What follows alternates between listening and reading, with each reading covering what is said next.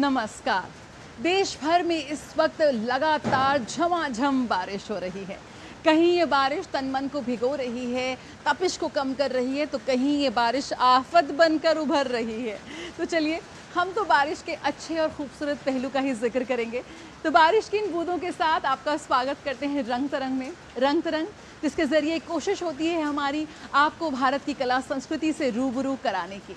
रंग तरंग जो हमेशा की तरह समर्पित है हमारे उन कला साधकों को जो अपना पूरा जीवन समर्पित कर देते हैं भारत की कला संस्कृति के संरक्षण के लिए। तो देर कैसी, आइए शुरुआत करते हैं रंग तरंग की। अगर एक ऐसा फल है जो देश भर के लोगों के बीच में गहरी भावनाएं जगाता है तो वो है आम। देश भर में आम की कितनी किस्में पाई जाती हैं। सुनहरा केसर, लंगड़ा, मीठा दशहरी, जितने किस्में उतने ही इसके नाम और उतने ही इसके सुगंध और स्वाद के दीवाने। लेकिन क्या कभी आपने सोचा है कि आम के सुगंध और स्वाद के साथ साथ गर्मियों के इस फल के साथ एक बेहद सुखद सांस्कृतिक स्मृतियां भी जुड़ी हुई हैं। आम का स्वाद ही ऐसा है कि सदियों से ये कवियों को, लेखकों को प्रेरित करता आ रहा है। एक ऐसी शाम में हम पहुंच गए, बज़्म आम, जहां पर शुरुआत हुई दास्तान गोई से, फिर दो लेखकों ने आम पर चर्चा की और उसके बाद आम से बने पकवानों ने तो बस हमारा दिल ही छू लिया। जी हाँ, आम के बारे में इतनी बातें, इतने किस्से शायद ही हमने कभी सुने होंगे। आइए आपको भी लिए चलते हैं इस शाम में। सो जाए वो दिया बात से पहले, खाके गिलोरे शाम से उठे, सो जाए वो दिया बात से पहले। आम की अपील निश्चित रूप से भूगोल से परे है। बज़्म आम एक ऐसी शाम जो समर्पित रही इस फल आम के नाम।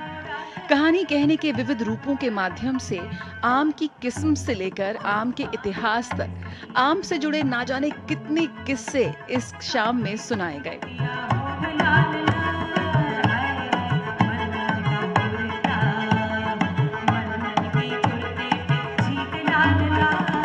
जहां बौद्ध दृष्टांतों से लेकर मुगल संस्मरों, औपनिवेशिक रसोई और लोक ज्ञान तक आम की यात्रा का पता लगाया गया।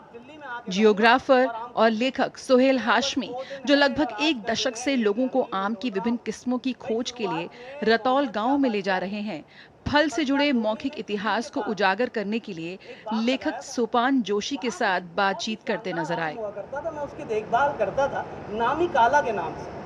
पतले रस का, संतरे की खुशबू का बड़ा खुशनुमा आम होता था।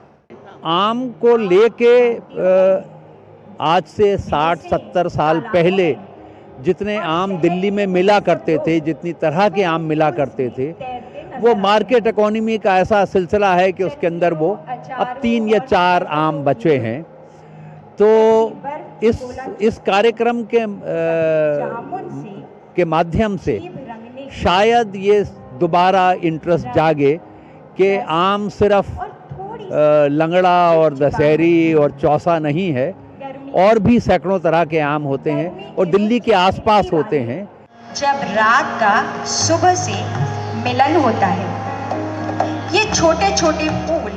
ढोलक रानी द्वारा रागों और लोकगीतों के मिश्रण के साथ संगीतमय माहौल बना, जिसका नेतृत्व गायिका शिवांगिनी यशु युवराज ने किया।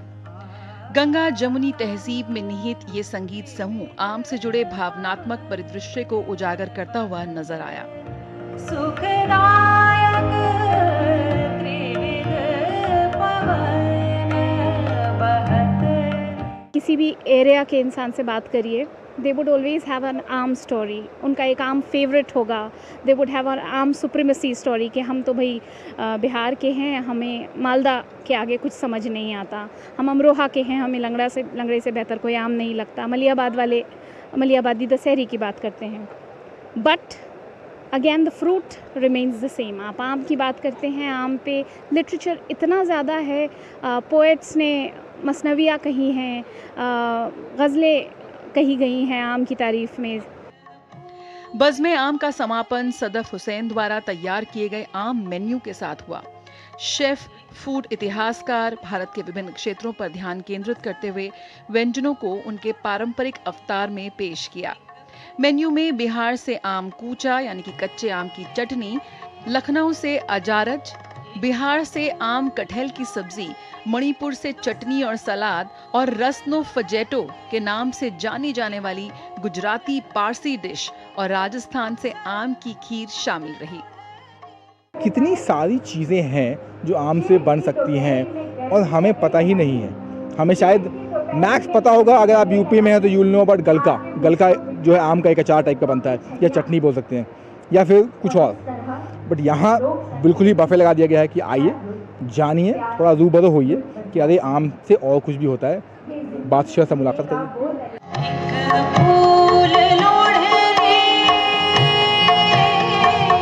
बज़ में आम के बहाने न केवल तेज गर्मी का एहसास हुआ बल्कि उन पुरानी बातों, किस्सों और एहसासों की भी झलक दिखी जो समय के साथ और भी मधुर हो गए हैं। कय्यूम साहब का जिक्र किया था, वो कौन हुए, एकदम से जलाल आ गया सब, गला अब हरामजादा हो। हर आम भारतीय की ज़िंदगी में हर जगह से जुड़ा हुआ है।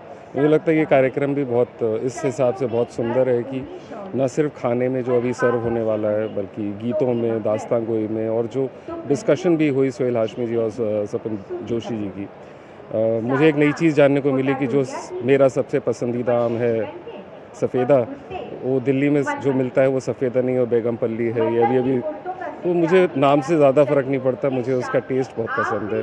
दामाद है, सारी जायदाद जो है मेरी वो ऐंठे बैठा हुआ है। मैं मुझे आम की कई किस्में हैं, ढेरों स्वाद हैं, लेकिन यहाँ आम का इस्तेमाल विविधता का जश्न मनाकर किया गया। जया सिन्हा, रंग तरंग, डीडी न्यूज़।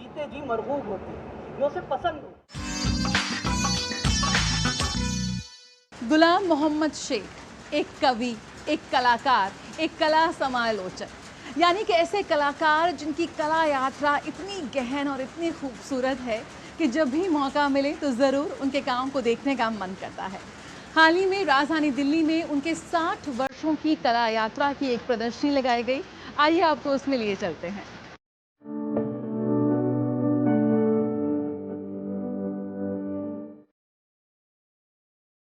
जब कल्पना इतिहास से मिलती है और रंगों का संवाद शब्द से आगे निकल जाता है, तब जन्म लेती है गुलाम मोहम्मद शेख जैसे कलाकार की चित्रकला। इस आकर्षण चित्रकला प्रदर्शनी का आयोजन किया किरण नादर म्यूजियम ऑफ आर्ट ने दिल्ली के साकेत में स्थित सिटी वॉक मॉल में। ये प्रदर्शनी केवल चित्र देखने का अवसर नहीं बल्कि एक सांस्कृतिक यात्रा से रूबरू करा रही थी। गुलाम मोहम्मद की 60 साल की कला यात्रा कला प्रेमियों को अपनी ओर खींचने में कामयाब थी। यहाँ कैनवस पर इतिहास, लोक कलाएं और व्यक्तिगत अनुभव सब एक साथ खामोश दीवारों पर अपनी कहानियां सुना रहे थे। इसी चित्र जगत में शब्दों के जादूगर कवि अर्पित मिश्रा भी रंगों में अपने शब्दों को ढूंढते हुए नजर आए। अर्पित जी, जैसे कि हम अक्सर देखते हैं कि आप हमें कई जगह नज़र आते हैं और किताबें आप बांटते हैं लोगों को ताकि लोग पुस्तकों के करीब हो सकें, कुछ जान सकें। तो आज भी आपसे यहाँ मुलाकात हुई है, तो जानना चाहेंगे कि नई पुस्तक कौन सी है आपकी? मेरी नई पुस्तक है भावांजलि। और सामान्यतः मैं जो लिखता हूँ वो राष्ट्र पे, धर्म पे, साहित्य पे, भारतीय इतिहास पे, योद्धाओं पर ही है ये संग्रह, और देवी देवताओं पर भी कुछ कविताएं हैं। तो और मेरा प्रयास ये रहता है कि जिस भी जगह जाएं वहाँ क्या हम अपने राष्ट्र से समर्पित चीज़ें खोज सकते हैं, कैसे उनसे जुड़ सकते हैं और उन चीज़ों को कैसे समाज तक ले जा सकते हैं, उस दिशा में प्रचार करें, विचार करें और उस दिशा में ही आगे बढ़ें।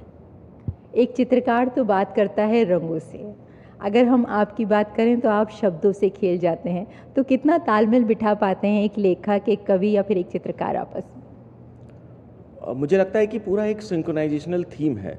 चित्रकार अपनी मन की अभिव्यक्ति को रंगों से उकेरता है किसी भी चित्र पर, किसी भी कागज पर, किसी भी मोमेंटम पर, और कवि अपने मन की भावनाओं को शब्दों से उकेरता है। तो दोनों ही माँ सरस्वती के पुत्र हैं, वरदान प्राप्त हैं, और बिना उनकी कृपा और आशीर्वाद के इन दोनों में कोई भी कार्य संभव नहीं। इस चित्रकला प्रदर्शनी की तस्वीरें मौन नहीं थी, देखने वालों से बातचीत कर रही थी। हर कैनवस पर एक कथा थी, रामायण हो या फिर संतों का जीवन, सब कुछ बोलता हुआ महसूस हो रहा था। किरण नादर कई प्रसिद्ध कलाकृतियों को खरीदता है। उनके संग्रह में आधुनिक और समकालीन कलाकृतियां शामिल हैं। किरण नादर म्यूजियम ऑफ आर्ट का उद्देश्य कला और जनता के बीच की खाई को पाटना और भारत में संग्रहालय जाने की संस्कृति को बढ़ावा देना है। एग्जीबिशन तो बहुत सुंदर है। इट्स लाइक अनबिलीवेबल कि कोई ऐसा सोच के ही कुड क्रिएट दीज पेंटिंग्स। हम एक के बाद एक देख रहे हैं and we just in awe, like how it's not possible, unfathomable honestly. I mean it's a good space to come ऐसे वेकेशंस वगैरह में, जैसे हमारे भी कॉलेज सेम्स एंड सेम्स ख़त्म हुए, तो I mean it's a good place to come and gain knowledge about paintings and all. जैसे like there are some friends of mine who are camera shy, so they didn't come in front of the camera, but they had painting in 12th, so they were informing us about how great they are. इस तरह की चित्रकला प्रदर्शनियों का प्रयास हमें हमारी कला से जोड़ता है और बड़े बड़े चित्रकारों और शख्सियात को जानने का मौका देता है। वो रंगों से नहीं, सपनों से भी तस्वीरें बनाता है। हाथ में उसके ब्रश जरूर होता है, लेकिन उसका दिल उसे दिशा देता है। वो अपनी आत्मा को रंगों में मिला देता है, तब कहीं जाकर तैयार होता है एक खूबसूरत कैनवस। और इस कैनवस पर नजर आती है दुनिया की हर वो शय जो यकीनन हमें अपनी ओर खींचती है, यानी हर वो विषय जो बताता है कि प्रेम क्या है, जो ये बताता है कि करुणा क्या है। और वाकई इसी उतार चढ़ाव के साथ हम चित्रकारी के करीब हो जाते हैं। छुट्टियों के दिन चल रहे हैं, यानी कि पूरा दिन घर में धमाल। कितना मुश्किल है और कितना महत्वपूर्ण है बच्चों को किसी क्रिएटिव चीज़ से जोड़ना। ऐसी ही कोशिश की गई राजधानी दिल्ली में एक संग्रहालय में, जहां बच्चों के लिए एक अनूठा संसार बसाया गया। बच्चों को कीट पतंगों के जरिए पर्यावरण संरक्षण का संदेश दिया गया। कैसे, आइए दिखाते हैं।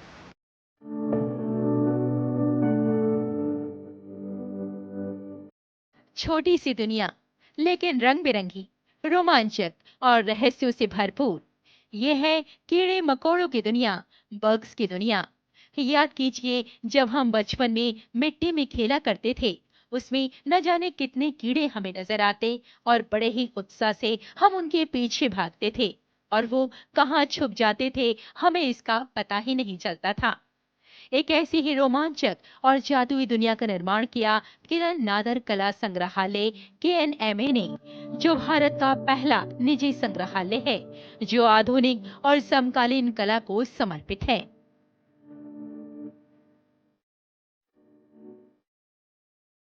कुछ पुराने आर्किटेक्चर है, कुछ नई चीज़ें, जैसे यहाँ पे एंड्स वगैरह के बारे में बताया और स्पाइडर्स वगैरह की हम फोटोज़ वगैरह क्लिक करा सकते हैं, तो काफ़ी अमेजिंग एक्सपीरियंस रहा यहाँ पे। इस जादुई दुनिया में जहाँ कहानियां सुनाई जा रही थी कीट पतंगों के बारे में, वहीं बच्चों को कुछ डिवाइसेस के जरिए जमीन के नीचे की दुनिया के बारे में खेल खेल में बताया जा रहा था। आज हम आपको लेकर आए हैं बच्चों की एक ऐसी दुनिया में जहां तारे कहानियां सुनाते हैं, जहां पक्षी और पक्षियों के बारे में जानने का मौका मिलता है और वो खुद ही अपने बारे में बताते हैं, यानी कहानियों का सीज़न है। जी हां, यहाँ न बच्चा कोई हारता है न कोई जीतता है, सिर्फ मुस्कुराता है। इस जादुई और छोटी सी दुनिया में कीट पतंगे अपनी ओर आकर्षित कर रहे थे। मकड़ी के जाल का मॉडल बेहद सुंदर, तो वहीं जुगनू अंधेरे में अपनी रोशनी से दुनिया को रोशन कर रहे थे। बच्चे बड़े ही उत्साह के साथ यहाँ समय बिता रहे थे। काफ़ी अच्छा है, क्योंकि यहाँ पर जैसे जो भी बग्स हैं या इंसेक्ट्स हैं वो अपनी स्टोरी खुद ही बता रहे हैं। काफ़ी इंटरेक्टिव वे में यहाँ पर प्रेजेंट किया हुआ है। और जैसे जो लाइट्स हैं पूरा डार्क करके रखा है, काफ़ी सारी इंटरेस्टिंग एक्टिविटीज़ हैं, स्विचेस हैं, उनको ऑन ऑफ करके उसमें अलग अलग तरीके से दिखाया जा रहा है कि कैसे जो बग्स हैं वो अपनी लाइफ जीते होंगे, या फिर उनके जो गेम्स हैं उनको बहुत अच्छे से यहाँ पर दिखाया गया है। साथ में यहाँ पर बहुत एक इंटरेस्टिंग सी अभी मैं एक्टिविटी कर रही थी, उसमें था हाथ जैसे अंदर डाल रहे हैं, तो उसमें फ़ील हो रहा है कि किस तरीके से उनका एंट होल्स या फिर जो बग्स होल्स होते हैं वो है, तो काफ़ी मज़ेदार है।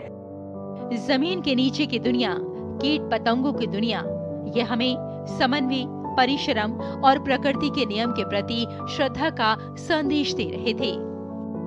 रेशमा की रिपोर्ट, रंग तरंग के लिए डीडी न्यूज।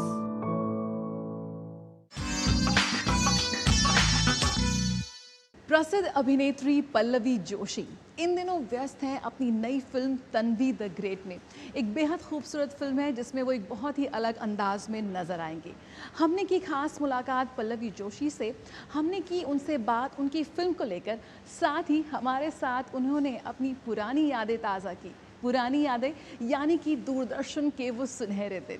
क्या कहना है पल्लवी का दूरदर्शन के बारे में, आइए जानते हैं। तो मेरे साथ है भारतीय सिनेमा की एक ऐसी अभिनेत्री जिन्होंने अपने आइकॉनिक कैरेक्टर से, अपने अभिनय से अपने प्रतिभा का लोहा मनवाया है। पल्लवी जोशी हमारे साथ है। Pallavi, welcome to Cannes, welcome to DD News. किस तरह का माहौल आप यहाँ कान में देख रही हैं? बहुत ही खास फिल्म के साथ आप कान में आई हैं, तन्वी द ग्रेट। थोड़ा सा उसके बारे में बताइए।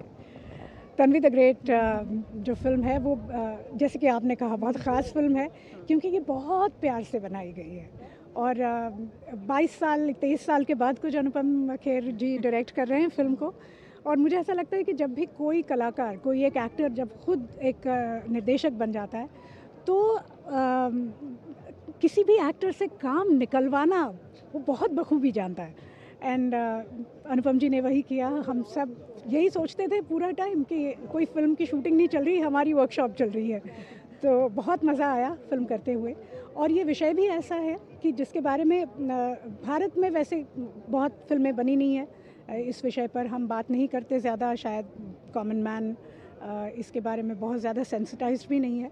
लेकिन ऑटिज़म एक ऐसी स्थिति है, मैं बीमारी या रोग नहीं कहूँगी उसको, एक ऐसी स्थिति है जहाँ पे एक बच्चे को कुछ एक क्वालिटीज़ अगर भगवान ने कम दी है तो वहीं दूसरी जगह उसको इतना दे देता है, वो गाने में या आर्ट में या किसी ऐसी चीज़ में वो इतना ज़्यादा मतलब इंटेलेक्चुअल ही कह सकते हैं होते हैं कि एक आपको लगता है कि अरे ये तो ऑटिस्टिक बच्चा है, ये इतना कैसे जानता है। तो आप ही अचंभित रह जाते हैं। इसलिए इस फिल्म का नाम तन्वी द ग्रेट रखा है और इसकी टैग लाइन है डिफरेंट बट नो लेस। तो कहीं कम नहीं है वो बच्चे, इनफैक्ट वो हमें ही बहुत कुछ सिखा के जाते हैं।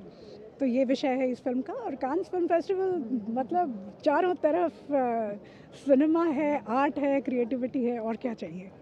बहुत खूबसूरत। और ये फिल्म यकीनन दर्शकों को कुछ सीखने के लिए मजबूर करेगी, सोचने के लिए मजबूर करेगी।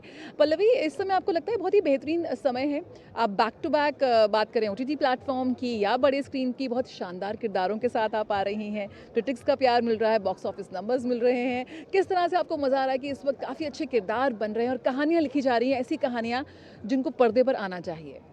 हाँ, ये मैं सिर्फ इसलिए नहीं कह रही हूँ क्योंकि दूरदर्शन पे बात कर रही हूँ, लेकिन हाँ, वो दूरदर्शन के जो दिन थे, वो जो ज़माना था, वो हम लोग बहुत मिस करते हैं।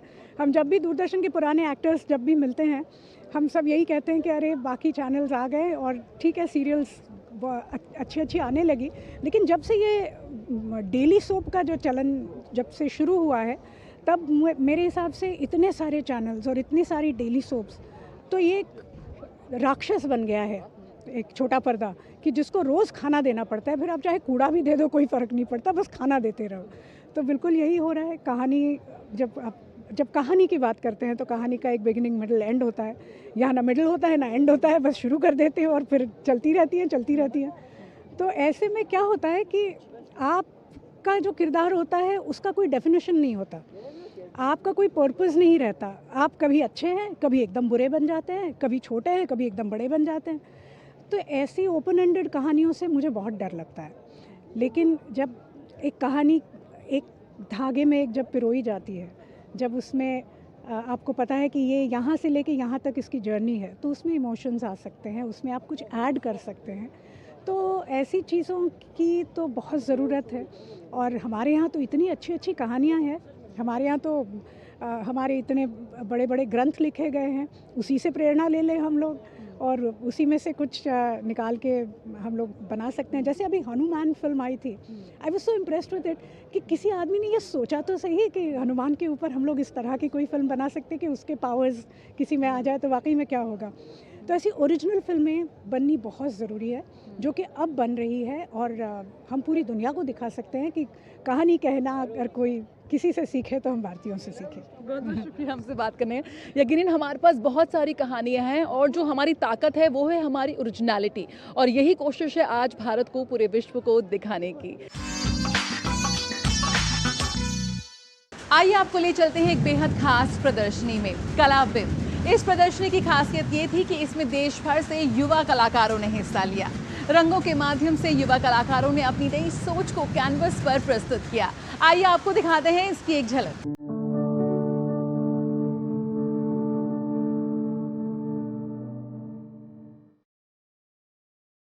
जब शब्द खामोश हो जाते हैं तब रंग बातें करते हैं, और इन्हीं रंगों को हमने बातें करते हुए देखा दिल्ली के इंडिया हैबिटेट सेंटर में, जहां विजुअल आर्ट गैलरी में सिर्फ तस्वीरें ही नजर नहीं आ रही थीं, बल्कि हर चित्र कलाकार की आत्मा से निकली एक कहानी सुना रहा था। कला बिंब इस चित्रकला प्रदर्शनी का आयोजन किया गया दिल्ली के इंडिया हैबिटेट सेंटर में, जहां पूरे भारत से 25 चित्रकारों ने अपनी कला का प्रदर्शन किया। रंगों से सजा हर चित्र कलाकार के विचारों को प्रदर्शित कर रहा था। हमारा कॉन्सेप्ट ये था कि हम क्यों ना कुछ इस तरीके की एक एग्जीबिशन लगाएं जहां वो 30-40% जो एक गैलरीज को चला जाता था और आर्टिस्ट को दूहा जा रहा था एक तरीके से, क्यों ना हम आर्टिस्ट मिलके एक ऐसे एग्जीबिशन लगाएं जहां डायरेक्टली हम लोग अपने कामों को लोगों के घरों में पहुंचा सकें। बहुत ही यूनिक हैं, बहुत ही अलग किस्म के हैं, एंड जो आर्टिस्ट ने सोच के बनाया है, जैसे कोई ग्राफाइट में भी है, and it's quite interesting. Curator और कलाकारों ने दृश्य उत्सव को कुछ ऐसे सजाया कि ये सिर्फ नजर का नहीं बल्कि अंतर आत्मा का अनुभव बन जाए। So it's very important that as humans we should maintain that harmony with the environment, where animals, trees and the entire environment is taken care of along with the human beings. मेरा जितना भी काम आज तक बना है, मैं Indian mythology के ऊपर ही बना है, तो अभी मैं सोचती कि उसको थोड़ा सा हटके, मतलब उसके ऊपर थोड़ा सा मैं इंडियन टच और एब्स्ट्रैक्ट टच लाना चाहती हूँ। कई महिला चित्रकारों ने अपने कैनवस पर उदासी के रंगों के साथ साथ उमंग का एक रंगीन झोंका भी दिखाने की कोशिश की। कुछ चित्र हमें बचपन की गलियों में ले जाते हैं और कुछ बहुत सारे प्रश्न हमारे सामने खड़े कर रहे थे। रबाड़ी वुमेन्स हैं, बुझौड़ी कम्युनिटी की लेडीज़ हैं जिनसे मेरी बातचीत हुई, तो बातचीत करते करते मुझे पता चला कि वो लोग इसी से ही अर्न करते हैं। वो एम्ब्रॉयडरी करते हैं शर्ट के ऊपर और फिर वही ब्लाउजेस वो पहन भी रहे हैं और बेच भी रहे हैं। काफ़ी खूबसूरत सा पेंटिंग है, इसमें नवोदित आर्टिस्ट भी हैं और मैच्योर आर्टिस्ट भी हैं, सबों का मिला जुला काम है।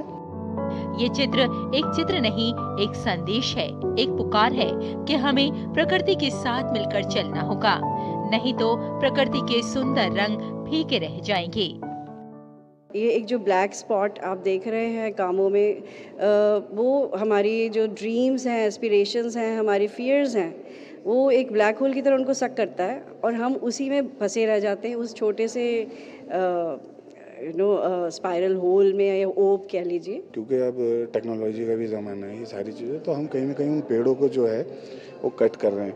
लेकिन मैंने इसमें शो किया है और भी मेरे वर्क हैं कि हम नेचर की बात कर रहे हैं। जैसे प्रधानमंत्री जी का भी है कि पेड़ लगाओ, ठीक, कि पेड़ होने चाहिए।